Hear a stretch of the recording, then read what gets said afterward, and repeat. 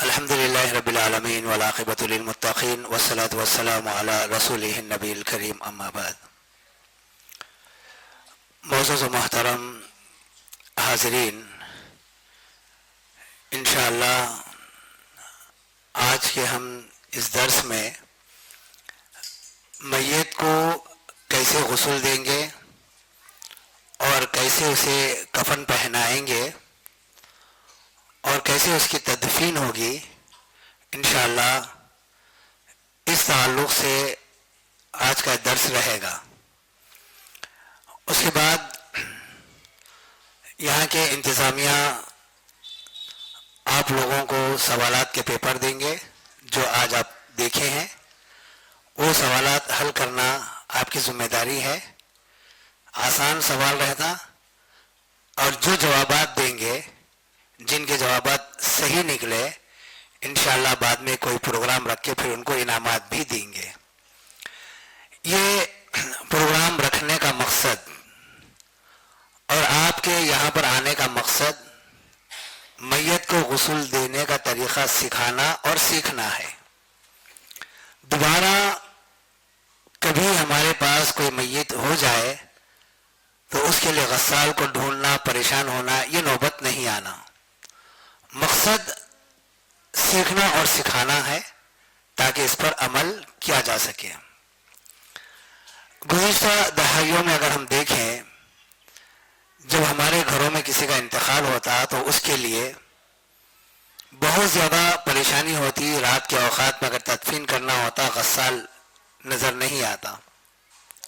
لیکن شہر کے مختلف مقامات پر جب یہ پروگرام رکھے گئے، الحمدللہ یہ مسئلہ ختم ہو گیا. مجھے امید ہے کہ آج کے اس درس کے بعد دوبارہ ہمیں غسال کو بلوانے کی ضرورت نہیں پڑے گی انشاءاللہ. اس کے لیے کسی ایک نوجوان کی ضرورت پڑتی. ابھی ہمارے پاس کا جو لڑکا ہے وہ سفر میں ہے، آنے تک ٹائم لگے گا. اگر آپ میں سے اگر کوئی تیار ہے تو آپ تیار ہیں، آئیے. السلام علیکم. کرسی دار نہیں آئیے آئیے آئیے آئیے آئیے لیٹو اس کے اوپر.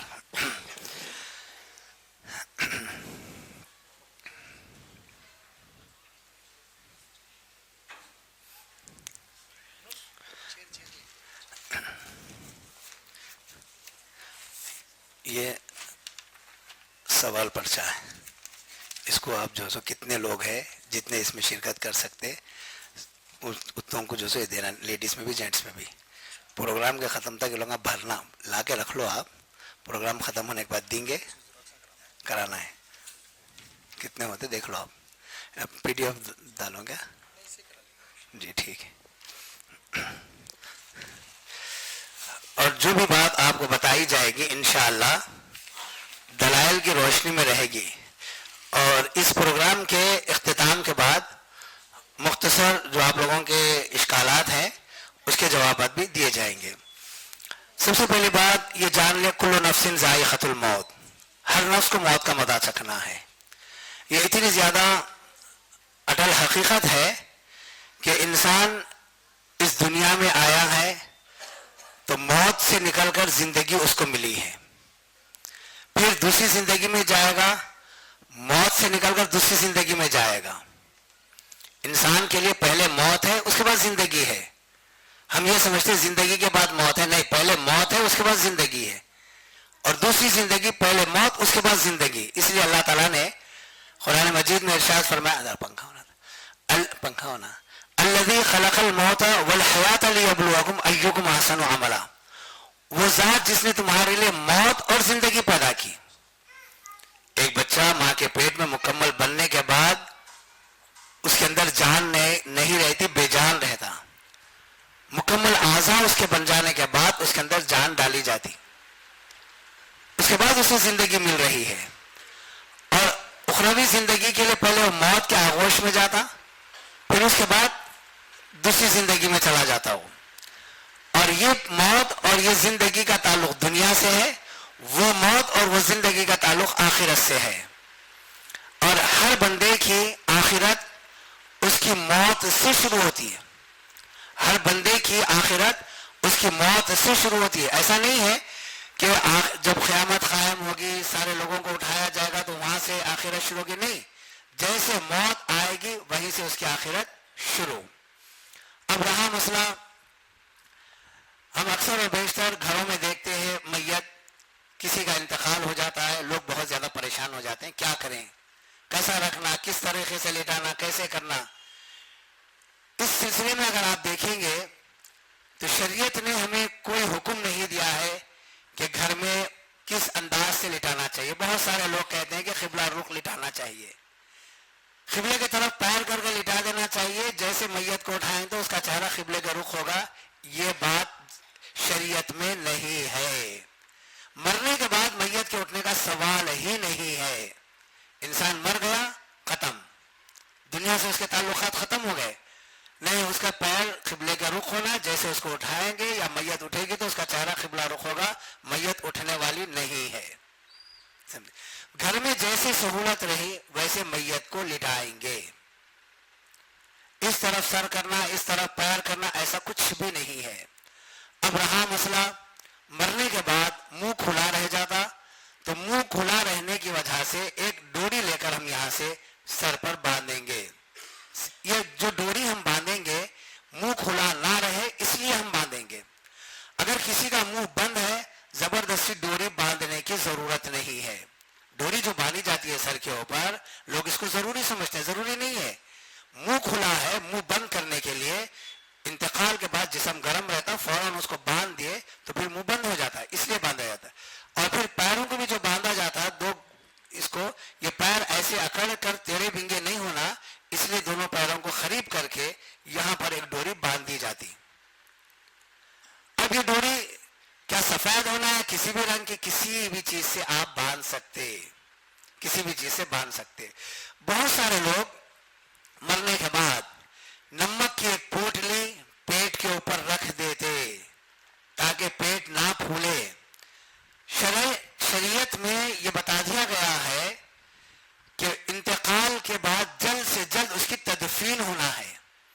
میت کو اتنی دیر تک نہیں رکھنا کہ میت پھولنے لگ جائے. اب اکثر و بیشتر ہمارے پاس بیٹا آنا ہے, باپ آنا ہے, ماں آنا ہے, رشتہ دار آنا ہے, فلاں بھائی آنا ہے, اس کے لیے میتوں کو کافی دیر دیر تک رکھتے. شرعی اعتبار سے یہ بالکل غلط ہے. جیسے انتقال ہو جائے ویسے اس کی تدفین ہو جانی چاہیے. اورنگ آباد شہر میں اگر کسی کا انتقال ہو جائے صبح 10 بجے 11 بجے یا ظہر کے بعد یا عصر کے بعد بھی اگر انتقال ہو رہا ہے اس کی تدفین رات میں عشاء تک ہو جاتی. وہ لوگ کسی کے آنے کا انتظار نہیں کرتے. ہمارے کئی رشتہ دار اورنگ آباد میں ہیں, آج تک ہم کسی ایک کی میت میں بھی شرکت نہیں کر سکے. وجہ یہ ہے کہ وہاں کا ایک اصول ہے, مرنے کے بعد سب سے پہلے اس کی تدفین کی تیاری شروع ہو جاتی. یہ سنت ہے اور اس کے مطابق ہی عمل کرنا ضروری ہے. اب اس کے بعد ذرا آپ اٹھیے, کفن بتا دو.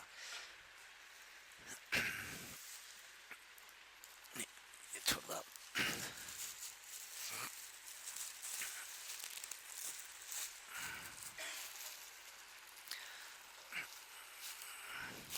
میت کے غسل سے پہلے یہ کفن کو دیکھ لیجیے. آپ یہ تھوڑا بڑا ہونا تھا, یہ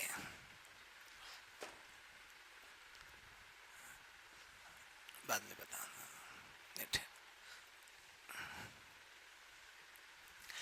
کفن کے اندر مرد حضرات کے لیے 3 چادریں چاہیے. 3 چادریں چاہیے کفن کے لیے. اللہ کے نبی صلی اللہ علیہ وسلم نے فرمایا کہ تم اپنے میتوں کو 3 کپڑوں میں کفن دو. دیکھیے اس کی دلیل,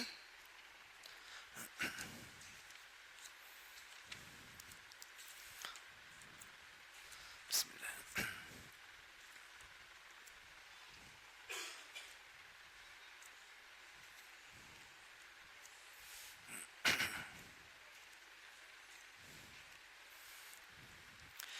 کفن کا کپڑا البتہ سفید ہونا چاہیے. مصنون طریقہ یہ ہے کہ مرد اور عورت دونوں کے کفن میں 3 کپڑے ہوں, لیکن اگر اتنے کپڑے نہ ہو تو 2 یا 1 کپڑے میں بھی میت کو کفن دینا درست ہے. एक ही कपड़ा हो और छोटा हो तो उसे मैयत के ऊपर उसके ऊपरी हिस्से को ढाक देना चाहिए। मर्द व औरत दोनों को 3-3 कपड़ों में कफनाया जाए। उम्मुल मोमिनीन आयशा सिद्दीक़ा रज़ी अल्लाह ताला अन्हा हदीस की राविया हैं, फरमाती हैं अन्ना रसूल अल्लाह सल्लल्लाहु अलैहि वसल्लम कुफ़िना फ़ी सलासति अस्वाबिन यमानिया बीज़िन सहूलियतिन लैसा फ़ीहा क़मीसुन वला इमामतुन। ये बिल्कुल साफ तौर पर सही बुखारी की हदीस है। रसूलुल्लाह सल्लल्लाहु अलैहि वसल्लम 3 कपड़ों में कफनाए गए। नबी सल्लल्लाहु अलैहि वसल्लम को जो कफन दिया गया 3 कपड़ों में दिया गया जो सफेद थे, मुकामी सहूल के बने हुए थे और सूती थे, जिसमें ना कुर्ता था ना अमामा। मर्द के कफन में कुर्ता और अमामा पगड़ी ये नहीं है, सिर्फ 3 कपड़ों के अंदर कफन देना है।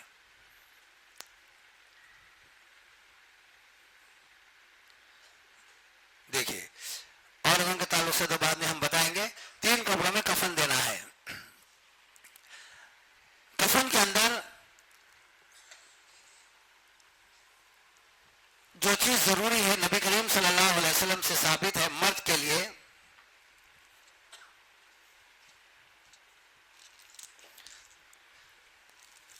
सबसे अहम तरीन चीज, पानी जब गर्म करेंगे बेल के पत्ते उसके अंदर डालेंगे। ये अल्लाह के नबी सल्लल्लाहु अलैहि वसल्लम का फरमान है। आपकी बेटी ज़ैनब रज़ी अल्लाह ताला अन्हा को गुस्ल दिया जा रहा था तो अल्लाह के नबी सल्लल्लाहु अलैहि वसल्लम ने कहा कि पानी के अंदर बेरी के पत्ते डालो, और नबी सल्लल्लाहु अलैहि वसल्लम ने उस पानी में काफूर डालने की भी तालीम दी है। जब पानी गर्म किया जाएगा कि बेर के पत्ते उसमें डालकर पानी गर्म करेंगे और आखिर में उस पानी में काफूर भी डाला जाएगा, और फिर मैयत के लिए इतर का खुशबू का इस्तेमाल करेंगे। अब आइए कैसे मैयत को गुस्ल दिया जाता है उसकी अब मैं आपको तफसील बताऊंगा, और कफन के 3 चादरें भी बाद में आपको बताई जाएंगी। इसको खोल, इसमें 3 चादरें रहते, निकालो, पूरा खोल लो इसको, नीचे उधर तक ले जाओ, वो लाइए, आ जाइए।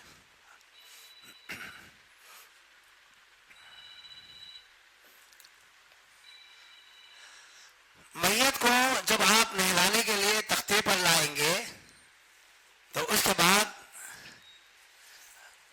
मैयत के जिस्म पर एक कपड़ा ऐसा डाल दिया जाएगा तो इस तरीके से रहेगा जो सतर के हिस्से को छुपाए रहेगा।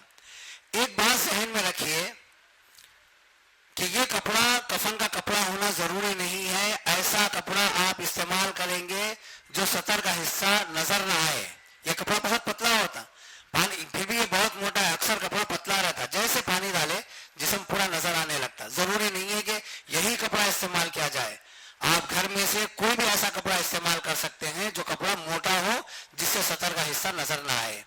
मैयत को जैसे ही लाकर तख्ते पर रखेंगे, पानी आपका गर्म हो गया, कपड़े उतारना है, कुर्ता वगैरह है तो ये उतारने में बड़ी तकलीफ होती, इसलिए इसको काट देंगे, यहाँ से काट देंगे और यहाँ से इस तरीके से काट देंगे। ये 2 हिस्सों में खुल जाएगा। तो कपड़े कैसे निकालेंगे, ये दीजिए आप, एक चादर दीजिए, मैं बता दूं। देखिए, कपड़े निकालना है। अब ये कपड़े है, ये ऊपर का कपड़ा, ये कपड़े निकालना है तो क्या करेंगे, कपड़े को पूरा नीचे कर लेंगे एक तरफ, उधर से एक जना पकड़ लेंगे इसको, कपड़े को पूरा एक तरफ कर लेंगे, हाँ ऐसे कर लेंगे, करके मैयत को पलटा देंगे। ऐसा पलटा के ये कपड़े को पूरा वो सेट कर देंगे। फिर उसके बाद मैयत को ऐसे पलटाएंगे, वो कपड़ा उधर से खींच लेंगे, आसानी के साथ निकल जाएगा। ज्यादा कोई तकलीफ की बात नहीं। कपड़े को जब फाड़ देंगे 2 हिस्सों में तो कपड़ा हो जाएगा। एक तरफ से पलटाएंगे, कपड़े को पूरा सेट कर देंगे, फिर उसके बाद उधर से ऐसे पलटाएंगे, कपड़े को खींचेंगे, कपड़ा आसानी से निकल जाएगा। देखिए, मिसाल के तौर पर मैं आपको बताऊं, ये कपड़ा मिसाल के तौर पर कपड़ा है इनका पहना हुआ, अब इसको निकालना है तो मैयत को ऐसे पलटाएंगे, ये कपड़ा पूरा चला गया उधर, फिर उधर से ऐसे पलटाएंगे, ये खींच लीजिए आप, निकल जाता। इतना आसान है, ज्यादा कोई तकलीफ की बात नहीं, निकाल जरूरत नहीं अभी। अब रहा तहबंद बने हुए हो, पैंट हो, पैजामा हो या نہیں سے اتر سکتا آپ ناڑا وغیرہ کھولیں گے, کھول کے اس کو کھینچ کر نکالیں گے. جب یہ اتاریں گے کوئی ایک کپڑے کو پکڑا ہوا رہے گا یہاں پر, بس پکڑ لو اور اس کے بعد یہ نیچے سے نکالو, آسانی سے نکل جاتا. اکثر و بیشتر لوگ کیا کرتے, پکڑ کے تیزی سے کھینچ دیتے, یہ بھی کپڑا ساتھ چلے جاتا. سطر کا حصہ نہیں دیکھنا چاہیے, سطر کی پردہ پوشی ہونا چاہیے, اس کا خاص خیال رکھنا.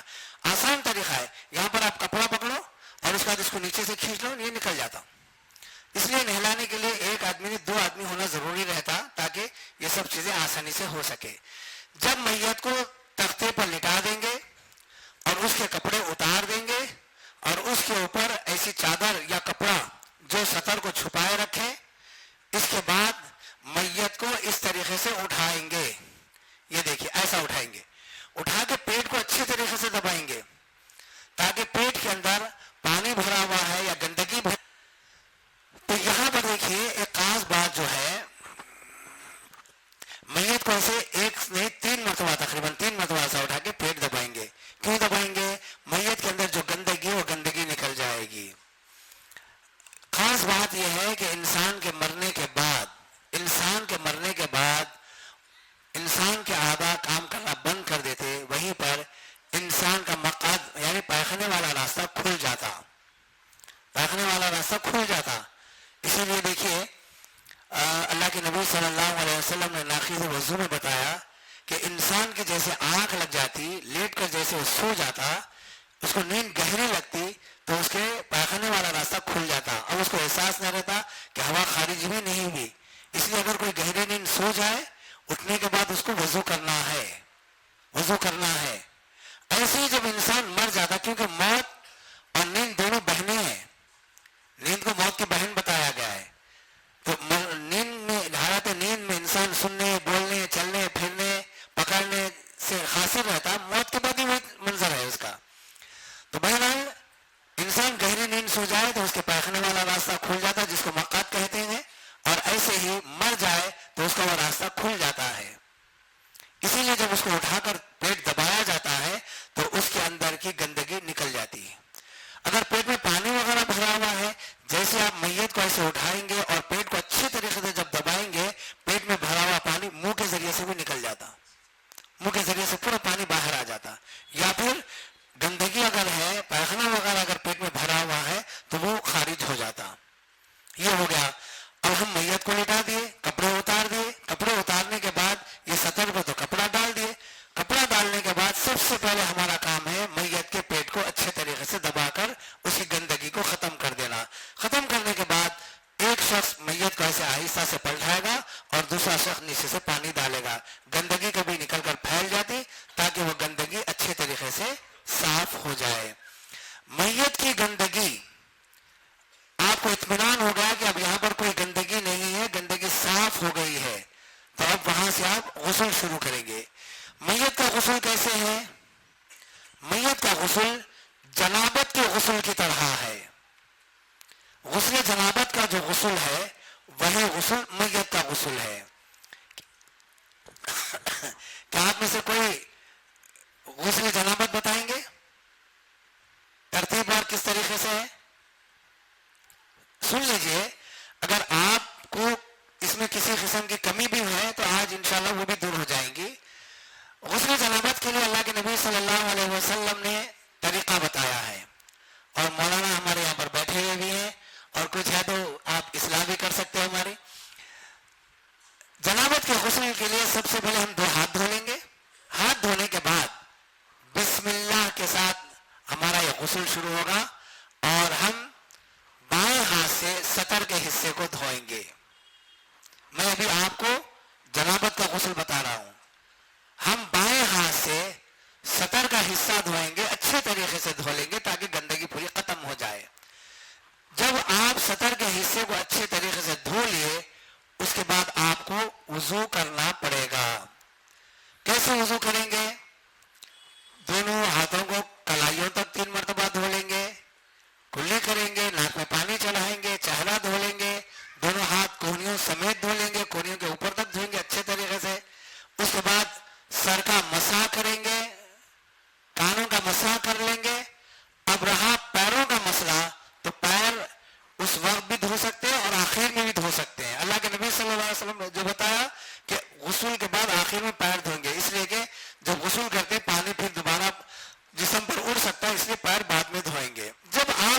کر لیے. وضو کے بعد آپ چلو سے پانی لے کر سر پر ڈالیں گے اور سر کے بالوں کو اچھے طریقے سے بھگائیں گے. 3 چلو میں الحمدللہ سر کے بال پورے بھیگ جاتے. اس کے بعد سیدھے جانب سے پانی ڈالیں گے. اب صابن وغیرہ جو بھی آپ لگانا چاہیے پورے جسم پر اچھے طریقے سے لگائیے اور پورے جسم پر پانی بہا لیجئے. اس کے بعد بازو ہٹ کر دونوں پیر دھو لیجئے. یہ ہے جنابت کا غسل. بس ایسا ہی غسل میت کا غسل ہے, اس میں کوئی اور طریقہ نہیں ہے. اب آپ گندگی جب صاف کر دیے اس کے بعد میت کے سطر کے حصے کو, جنابت میں سطر کا حصہ پہلے دھونا ہے, بائیں ہاتھ سے دھونا ہے, تو میت کا بھی سطر کا حصہ بائیں ہاتھ سے دھلائیں گے. اس کے لیے اس میں نہیں یہ نہیں, اس طریقے کی تھیلی بنی رہتی ہے. اگر تھیلی نہیں بھی لی آپ تو آپ جو سو گلاس وغیرہ بھی استعمال کر سکتے ہیں. ذرا اس کو بند ہو, ہلکی گیٹی ڈالو.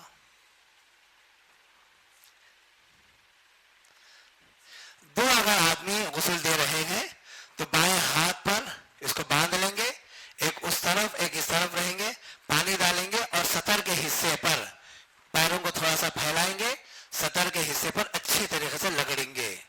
رگڑنے کے بعد پھر پانی ڈالیں گے اور ایسے میت کو پلٹائیں گے. میت کو پلٹانے کے لیے تھوڑا سا پیر پہ پیر رکھیں گے, بس اوقات میت سلپ ہوتی ہے, ایسا پلٹائیں گے میت کو, ایک جنے پکڑ لیں گے اور دوسرا آدمی پیر ایسا اٹھا کر رکھے گا اور دوسرے ہاتھ سے سطر کے پچھلے حصے کو اچھے طریقے سے صاف دھوئے گا.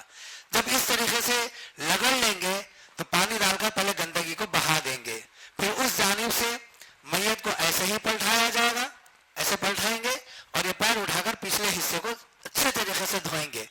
دھونے کے بعد پانی ڈال دیں گے. اب ہو گیا سطر کا حصہ آپ کا صاف ہو گیا, آپ صاف دھو دیے. اس تھیلی کی اب کوئی ضرورت نہیں ہے, اس کو نکال کر پھینک دیں گے. یہاں پر غسل دینے کے لیے کیسا آدمی کا انتخاب کرنا؟ غسل دینے کے لیے امانت دار آدمی کا انتخاب کرنا. جو بھی غسل دینے والا ہے وہ آدمی امانت دار ہونا. بہت سارے لوگ ادھر کی بات ادھر, ادھر کی بات ادھر لگانے والے رہتے, ایسے لوگوں کو کبھی بھی غسل دینے کے لیے نہیں بلانا. یہاں پر جب آپ غسل دینے کے لیے آئیں گے, میت کی کنڈیشن کیا ہے, اچھی حالت میں ہے, بری حالت میں ہے, گندگی بھری ہوئی ہے, نہیں جانتے, تو ایسا امانت دار آدمی ہونا جو غسل دینے کے بعد کسی کے پاس جا کر اس کی برائی بیان نہیں کرنا. بہت سارے لوگ بولتے بہت بو آ رہی تھی, بہت گندگی پھیلی, یہ سب رہتا اسی لیے تو غسل دے رہے ہم, یہ سب چیزوں کو صاف کرنے کے لیے تو غسل دیا جا رہا. ان لوگوں کے سامنے بولنے والا نہیں رہنا, امانت دار آدمی رہنا. اور دوسری بات, یہ ذمہ داری جب ہم کو ملی, یہ صرف غسل ہی نہیں ہے, یہ ایک نیکی کا کام ہے, ایک صالح عمل ہے, اس کا اجر بھی ہم کو ملنے والا ہے. تو گندگی کو صاف کرتے ہوئے کراہیت محسوس کرنا, عجیب عجیب حرکتیں کرنا, یہ سب نہیں. ایک ماں جب اپنے بچے کی گندگی صاف کرتی تو کراہیت محسوس نہیں کرتی. ماں یہ چاہتی ہے کہ میرے بیٹا گندگی کر لیا ہے, بھرا لیا ہے, پھیل گئی ہے گندگی, اس کو صاف کرنا اس کا مقصد ہوتا ہے. وہ لوگوں کے سامنے بولتے نہیں پھرتی, وہ خاموشی کے ساتھ اسی گندگی کو صاف کر دیتی ہے. جیسے ایک ماں اپنے بچے کی گندگی کو صاف کرتی, غسل دینے والا میت کی گندگی کو ایسے ہی صاف کرنا. سمجھے نہیں؟ کتنا صاف کریں گے, بہت گندگی نکل رہی, چھوڑ دو, نہیں. اچھی طرح آپ مطمئن ہو جانا کہ گندگی مکمل ختم ہو گئی ہے. جب آپ سطر کے حصے کو اچھے طریقے سے دھلا دیے, پلٹا دیے, پلٹا کر بھی پچھلا حصہ بھی دھلا دیے, اب اس کے بعد وضو کرائیں گے. غسل جنابت میں پہلے سطر کا حصہ دھونا ہے, اس کے بعد وضو کرانا ہے. وضو کرانے کے لیے سیدھا ہاتھ اور یہ بایاں ہاتھ, دو ہاتھ ہے, یہ دونوں ہاتھوں کو آپ 3 مرتبہ کلائیوں تک دھوئیں گے. پہلے یہ ہاتھ دھلا دیجئے, اس کے بعد یہ ہاتھ دھلا دیجئے. اگر دونوں ہاتھوں کو ملا کر اگر آپ دھلا سکتے ہیں تو دھلا دیجئے, اس میں کوئی حرج نہیں ہے. اب رہا مسئلہ منہ کا مسئلہ ہے, تو منہ کے اندر کلی تو ہم نہیں کرا سکتے, میت کا مسئلہ ہے, وضو میں تو کلی کرانا ضروری ہے, نہیں کرا سکتے.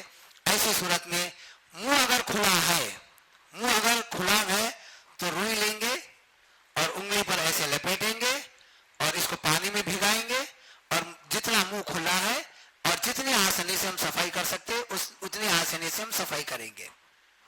بعض لوگ کیا کرتے ہیں, منہ تھوڑا سا کھلا رہتا, ان کے منہ میں چوکڑا لگا رہتا, زبردستی جبڑے دبا کے کوشش کر کے چوکڑا نکالنے کی کوشش کرتے. نہیں, اگر آپ دیکھ رہے کہ بالکل آخری حالت میں ہے, انتقال ہونے والا ہے, میت کی حالت خراب ہے, آپ وقت سے پہلے نکال سکتے, نکال لیجئے. انتقال کے بعد زبردستی جبڑے چیرنا اور چوکڑا نکالنا اس کی ضرورت نہیں ہے. میت کو تکلیف نہیں دی جا سکتی, اس کا خاص اہتمام کرنا. اگر منہ بند ہے, پانی لیں گے, منہ کے اوپر صرف اس طریقے سے ہاتھ پھیر دیں گے, ختم.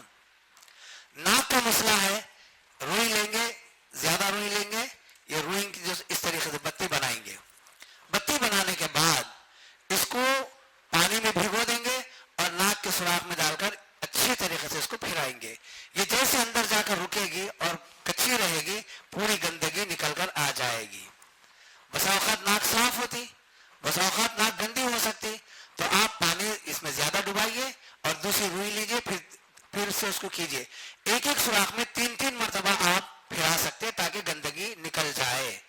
اس کے بعد بھی اگر کوئی گندگی ہے تو آپ اس کو مزید بھی صاف کر سکتے ہیں, لیکن 3 مرتبہ ایک ایک سوراخ میں روئی کو بھگو کر صاف کرنا ضروری ہے. بالکل صاف ستھری میت ہے, ایک ہی مرتبہ آپ گھما کر نکال دیا روئی, کافی ہے, کوئی گندگی نہیں تو کافی ہے. اس کے بعد پانی لیں گے, چہرے پر ڈال کر 3 مرتبہ چہرہ دھلائیں گے. پھر اس کے بعد سیدھے ہاتھ کو کونی سمیت دھلائیں گے. یہ کونی ہے, یہ کونی سمیت کونی کے ساتھ یہاں تک آ جانا, کونی بھی دھل جانا مکمل. عام طور پر کونی تک دھونا, کونی تک نہیں دھونا ہے, کونی سمیت دھونا ہے, یعنی کونی بھی دھل جانا, کونی بھی دھل جانا. کونی تک بولے تو یہاں تک آ جاتا, اس کے بعد کونی آتی, کونی سمیت یہاں تک. یہ 3 مرتبہ سیدھا ہاتھ, 3 مرتبہ بایاں ہاتھ, پھر اس کے بعد سر کا مسح کریں گے اور کانوں کا مسح اس طریقے سے کر دیں گے. یہ ہوگا کان صفائی. اب رہا مسئلہ پیر دھونا ہے, تو اسی وقت آپ پیر کو دھلا سکتے یا آخر میں پیر کو دھلا سکتے. جب آپ وضو کرا دیے, دیکھیے میت کو لا کر رکھے, میت کو رکھنے کے بعد اس کے کپڑے آپ اتارے, کپڑے اتارنے کے بعد میت کو اٹھا کر 3 مرتبہ پیٹ دبا کر گندگی صاف کر دیے. گندگی صاف ہونے کے بعد آپ پہلے سطر کا حصہ دھلائے, اس کے بعد وضو کرا دیے. اب سر پر سیدھے جانب سے پانی ڈالیں گے, پورے جسم پر پانی بہائیں گے. وہ پانی بیری کے پتوں کا پانی ہونا چاہیے. اس کی خصوصیت یہ ہے, بیری کے پتا جسم کے میل کو بھی کاٹ دیتا ہے اور بو کو بھی ختم کر دیتا ہے. اسی لیے ہم کیا سمجھتے ہیں, مرنے والے کے لیے بیری کا پتا ہے. نہیں, اللہ کے نبی صلی اللہ علیہ وسلم نے حیض اور نفاس والی عورتیں جب غسل کرتی ہیں تو ان کے لیے بھی جو ہے بیری کا پتا استعمال کرنے کی آپ نے تعلیم دی ہے. یہ بیری کا پتا زندہ بھی استعمال کر سکتے, خالی میتوں کے لیے نہیں, میتوں کے لیے نہیں, سمجھے. جس کو خارش وغیرہ ہو جاتی ان کو بھی بیر کے پتے سے غسل دیتے تاکہ ان کی خارش جلدی ختم ہو جائے اور میل وغیرہ بھی آسانی سے نکل جاتا.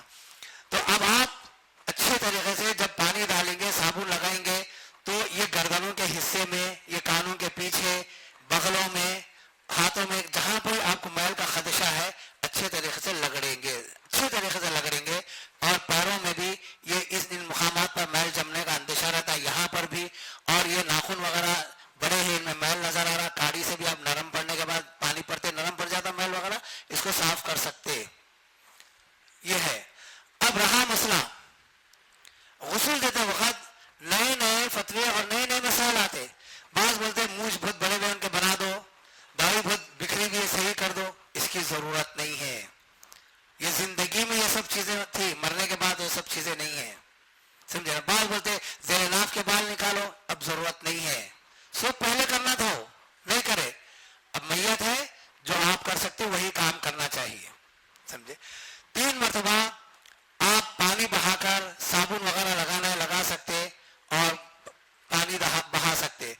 اب جب آپ پانی بہا رہے ہیں اس میں تھوڑا کافور بھی ملا لینا چاہیے, کافور ملا لینا چاہیے تاکہ کسی قسم کی بوباز اس میں نہ ہو. جب آپ کافور بھی اس میں ملا لیں گے, پانی پورے طریقے سے بہا دیں گے.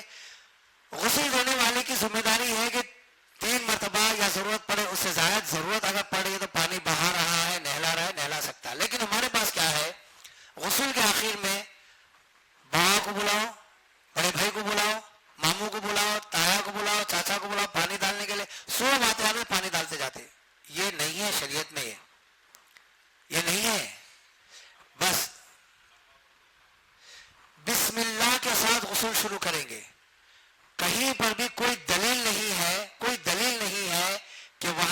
सो ये दुआ पढ़ी जाए।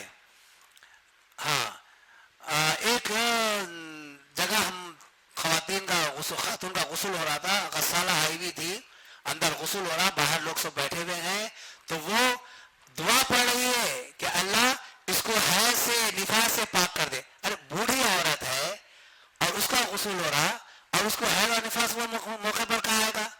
तो जो दुआएं पढ़ने वाले उनको माना मफहूम भी नहीं मालूम, बस रटा दिए, रट लिए, पढ़े। ये रस्मी गुस्ल है, वो रस्मी गुस्ल एक रस्म बन गया, उनको देखे इनको देखे करे नहीं।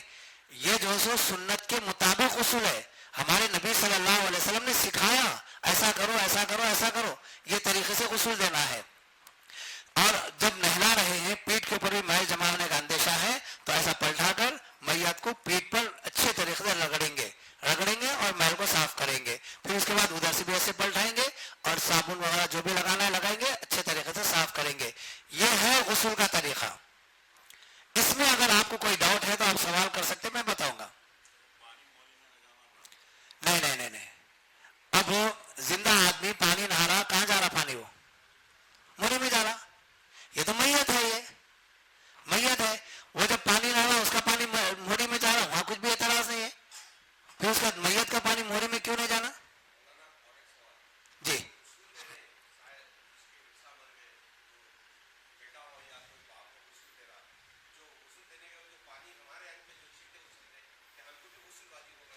मुस्तहब है, वो बहुत अच्छी बात बोले आप, मुस्तहब। नबी सल्लल्लाहु अलैहि, लाजिम नहीं है, लाजिम नहीं है, लाजिम नहीं है। और वो नजिस पानी नहीं है, वो पानी नजिस नहीं है, लेकिन पाक करने की इसके अंदर सलाहियत भी नहीं है। हाँ, वो पानी हमारे कपड़ों पर उतर गया तो हमको कपड़े बदल देना पड़ेगा, ऐसा कुछ भी नहीं है। हाँ, अलबत्ता अगर आप गुस्ल करना चाहते तो गुस्ल कर सकते हैं। वैसे ही मैयत को उठाने कांधा देने वाला अगर वजू करना या गुस्ल करना चाहता तो वो भी गुस्ल या वजू कर सकता है, वो मुस्तहब अमल है। अगर आप करना चाहे तो कर सकते हैं, लेकिन हुक्म नहीं है, वहां पर इजाजत है आपको। अब इस तरीके से आप गुस्ल दे दिए, गुस्ल देने के बाद अब उठाकर कफन पहनाना है। चादर से ना, एक छोटी छोटी चादर थी।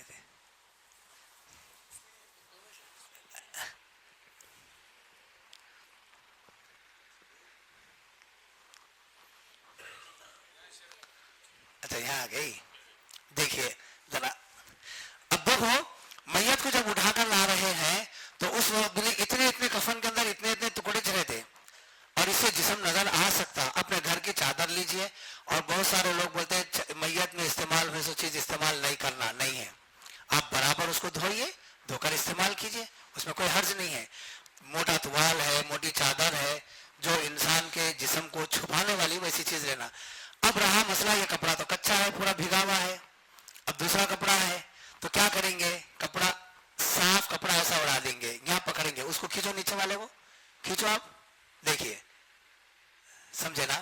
ये तो ऐसा रहता, इसको पकड़ लेंगे, वो खींचेंगे, वो निकाल के ये निकालना है, इसके ऊपर उसको उड़ा देंगे और उसको पीछे नीचे से खींचेंगे, आसानी से निकल जाता हो।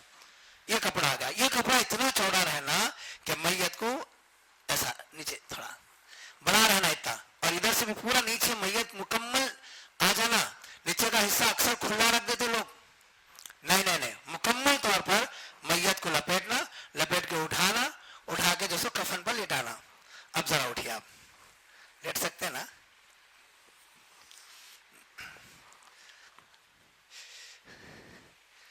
देखिए, ये कफन है, ये है 3 चादरों में। इसको आप खोलो, इधर से भी खोल लो।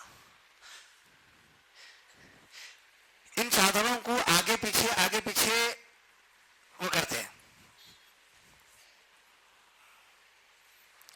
देखिए, ये पहली चादर है, ये पहली चादर है, ये दूसरी चादर है, और ये तीसरी चादर है। सीधा खोल दो उसको। तीसरी चादर है, 3 चादर है। चादर को, एक चादर को इधर हटाकर बिछा दे, दूसरी चादर को उधर हटाकर बिछा दे। क्यों? लपेटने में आसानी रहना, इसलिए। ये कोई सुन्नत नहीं है, ये एक चादर ऐसे एक चादर वैसे आना बोल के। लपेटने के लिए आसानी रहने के लिए एक चादर को इधर हटाकर बिछाते, एक चादर को उधर हटाकर बिछाते, میت کو بیچ میں رکھنے کے بعد یہ چادر اچھے طریقے سے لپیٹے جا سکے, وہ چادر اچھے طریقے سے لپیٹے جا سکے.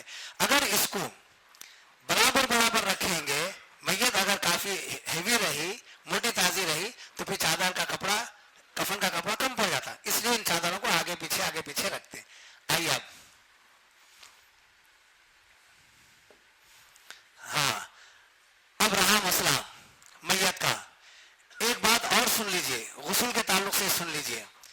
یہ جو غسل ہوا ہمارا عام میتوں کا, عام لوگوں کا رہا, کوئی جلی ہوئی میت ہے تب اس کو کیا کریں گے؟ چہرہ پورا جلا ہوا ہے, اب اس کو غسل دینا ہے. اگر چہرے پر مسح کر سکتے, صرف مسح کر دیں گے کافی ہے. زبردستی ڈال کے گھسنا, پانی وانی ڈالنا نہیں ہے.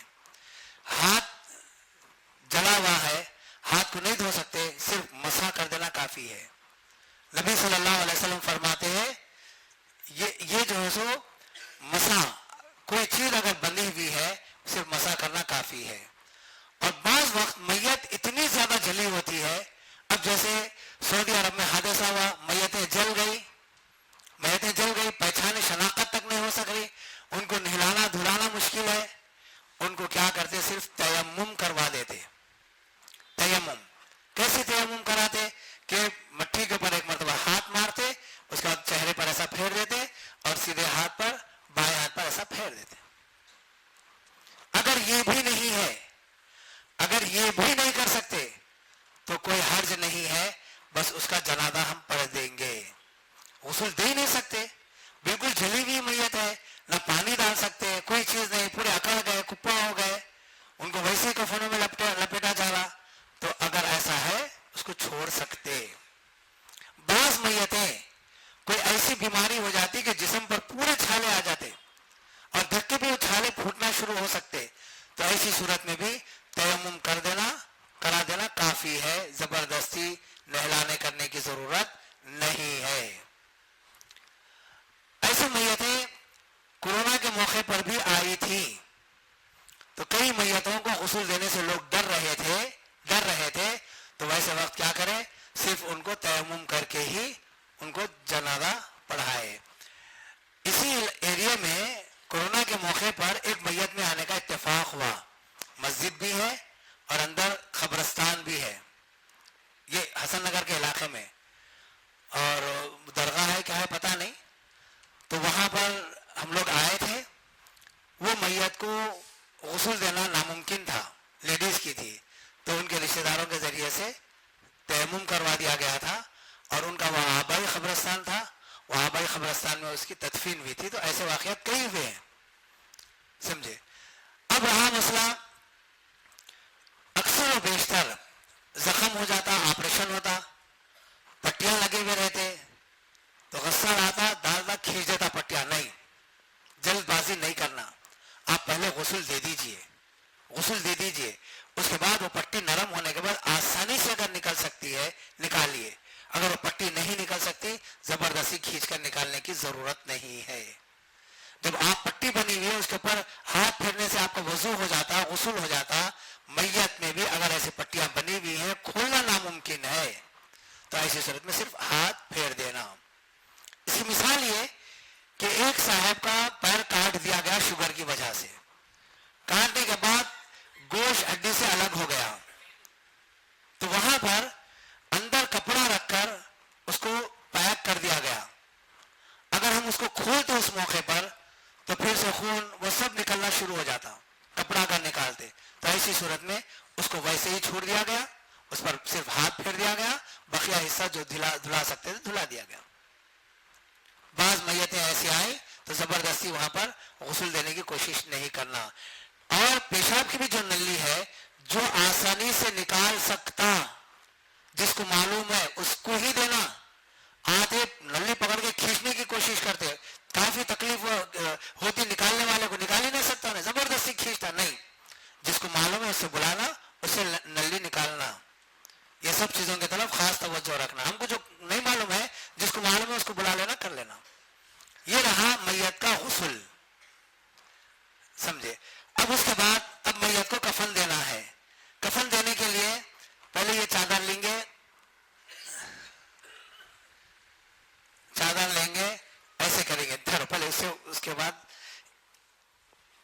चादर तो इनको उड़ा कर लाए थे आप, पूरा लपटी भी थी चादर, खींच कर चादर को ऐसा कर लेंगे, पहले खुली कर लेंगे, चादर को खुली करेंगे। खुली करने के बाद ये कपड़ा जिस्म पर यहां तक आएगा, यहां तक नहीं, चेहरे पे नहीं, यहां तक आएगा। आने के बाद क्या करेंगे मालूम, ये कपड़े को फिर यहां से आप खींचिए, हाँ खींच के निकालो, आप देखो निकल गया। वो चादर निकाल के कफन न लपेटना, पहले ये इसको लपेट देना, सतर का नहीं खुलना चाहिए, सतर नहीं खुलना चाहिए, इसका खास एहतमाम होना चाहिए। अब इसको क्या करेंगे, अब यहां पर ऐसा पकड़ेंगे, पकड़ने के बाद आपके पास है काफूर, ये पूरा पानी में नहीं डाले आप, थोड़ा काफूर रखेंगे, ये काफूर को बिल्कुल बारीक कर लेंगे। बारीक करने के बाद जो भी गुस्ल दे रहे हैं, जो भी है वहां पर, वो लेकर थोड़ा सा काफूर ये चड्डों के हिस्से में लगाएंगे, गर्दन में लगाएंगे, कानों में, सीने पे, जहां भी लगाना है जिस्म पर काफूर मल सकते, काफूर मल सकते। और अगर आप इतर इस्तेमाल करना चाह रहे तो इतर की शीशियां भी रहेंगी, आप अपने घर का इतर लगाइए, जो इतर लगाना चाहते लगाइए, ये इतर लगाइए, मैयत को मुअत्तर कर दीजिए खुशबू से। लगाने के बाद ये चादर हो गई ऐसी, इसको पूरा मोड़ देना। उसके बाद ये तो पहली चादर का हिस्सा है, ये है, ये दूसरा है, देखिए ये दूसरा ऐसा, उसके बाद वो तीसरा ऐसा, ये टाइट कर देंगे। इसको टाइट करने के बाद इसमें डोरियां रहेंगी,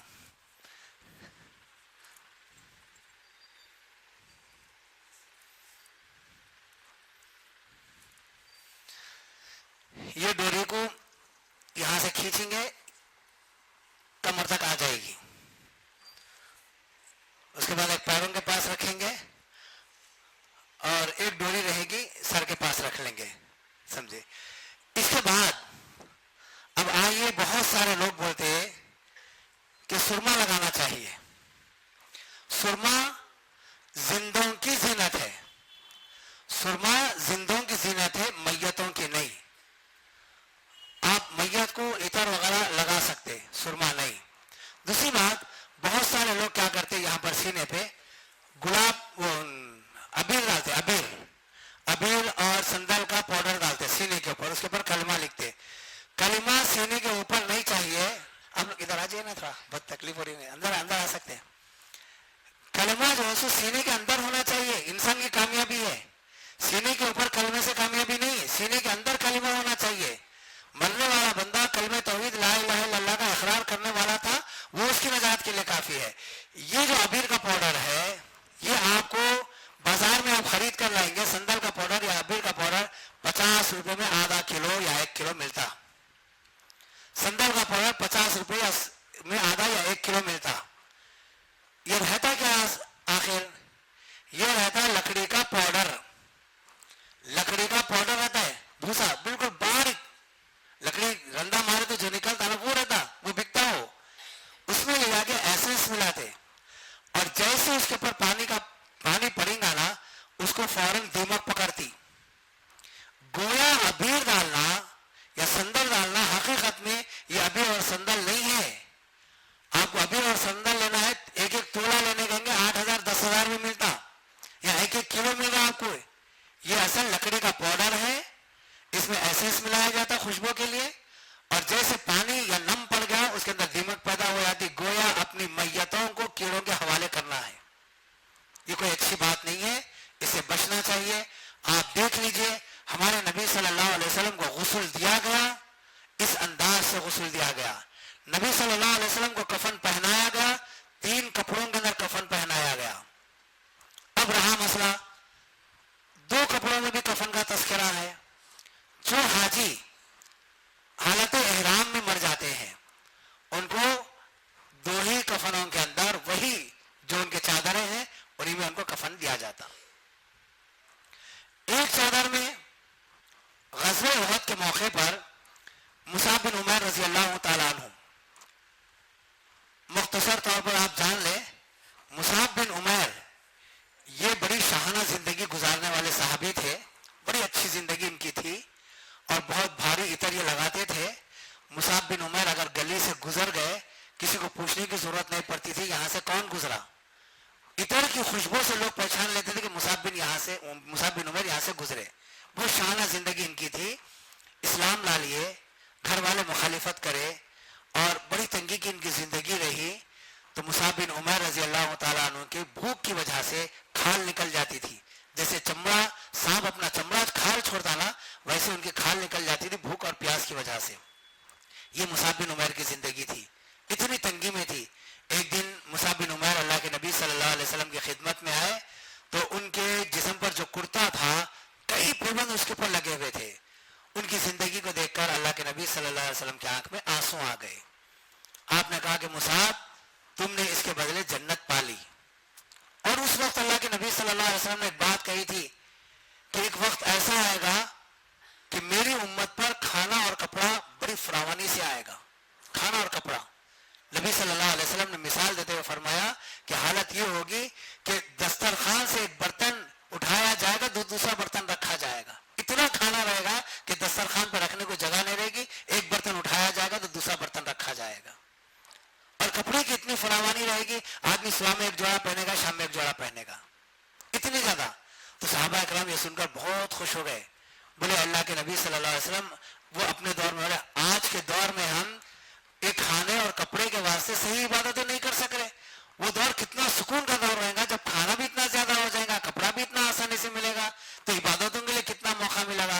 अल्लाह के नबी सल्लल्लाहु अलैहि वसल्लम ने कहा कि नहीं, उस वक्त लोगों को वक्त नहीं रहेगा इबादतों के लिए। आज वो दौर से हम गुजर रहे हैं, नहीं गुजर रहे हैं। दावतों में चले जाइए, क्या हाल है। हमको गुस्सा आया था, पहले ये उठाओ बाद में लाके रखो, कहाँ रखते, बर्दाश्त भी नहीं होता हमारे को, वेटरों को बातें कर देते। इतनी चीजें खाने के हमारे पास है, क्या वक्त हमारे लिए है? नहीं है। कपड़ा इतना ज्यादा है, इबादतों के लिए वक्त है? नहीं है।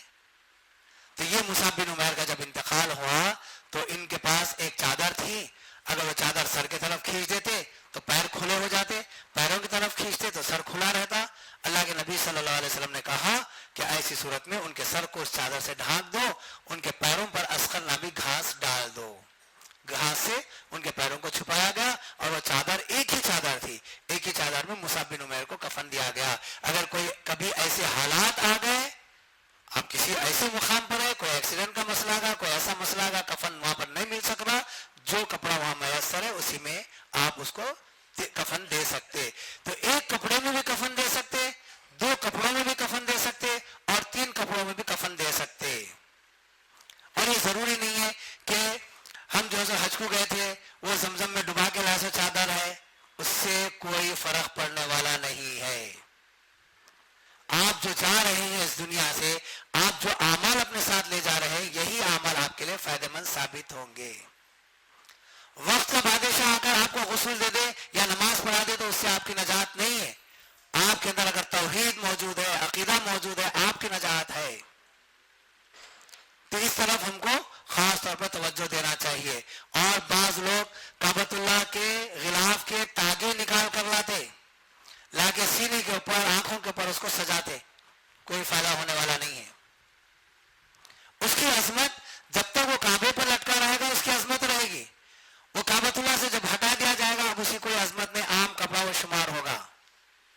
वो तागे, काबतुल्लाह के खिलाफ के तागे हमको नजात दिलाने वाले नहीं है, हमारे अमल हमको निजात दिलाने वाला है। तो ये रहा मैयत को गुस्ल देने और कफन पहनाने का मसला। औरतें हैं तो औरतों के लिए सीना बंद के तौर पर एक कपड़ा आता जो यहां से लेकर यहां तक आता, और गुस्ल के लिए भी औरत के सीने से कपड़ा डालना है जो यहां तक रहेगा, कपड़ा घुटनों के नीचे तक रहेगा।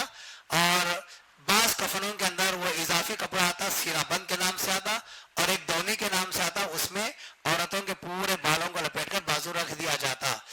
वो नबी सल्लल्लाहु अलैहि वसल्लम की एक हदीस में है कि 3 कपड़ों में ही उसको दफन दिया जाए, कफन दिया जाए। और बाज रिवायत ऐसी है जिसमें 5 कपड़ों का भी तस्करा है, लेकिन ज्यादा सही रिवायत जो है वो 3 कपड़ों की है। अगर कोई 5 कपड़े में भी अगर दे देता है तो कोई हर्ज नहीं है। वो एक सीना बंद के तौर पर रहता और एक बालों को लपेटने के लिए रहता। उसके अलावा 3 चादरें रहती जो इसी तरीके की रहती, इन्हीं 3 चादरों के अंदर कफन दिया जाता। बस, इसमें कोई मसला अभी है पूछना?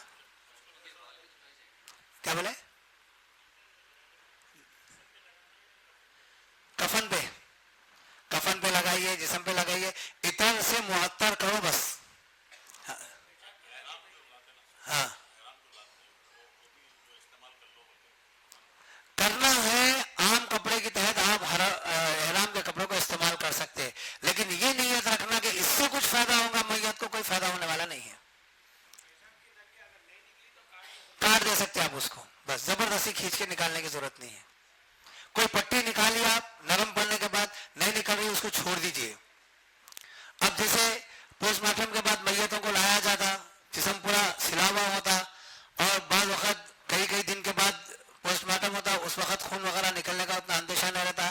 اگر بالکل میت کے فوری انتقال کے فوری بعد گھنٹے 2 گھنٹے 3 گھنٹے کے بعد اگر اس کا پوسٹ مارٹم کیا جا رہا ہے تو اس سے خون نکلنے کا اندیشہ رہتا, تو ایسے وقت میں بہت احتیاط کے ساتھ دینا چاہیے. اور جو حصے کو اپن نہیں چھین سکتے اس حصے کو نہیں چھینا چاہیے. بسا اوقات بعض دماغ کے آپریشن ہوئے سے پیشنٹس رہتے تو ان کی کھوپڑی وغیرہ نکالی جاتی, بعد میں لگائی جاتی, تو اس کو زیادہ ہم حرکت نہیں دے سکتے. دھلانا مشکل ہے, اس میں پانی جانے کا اندیشہ ہے, صرف آپ وہاں پر مسح کر دیجیے, یہ کافی ہے.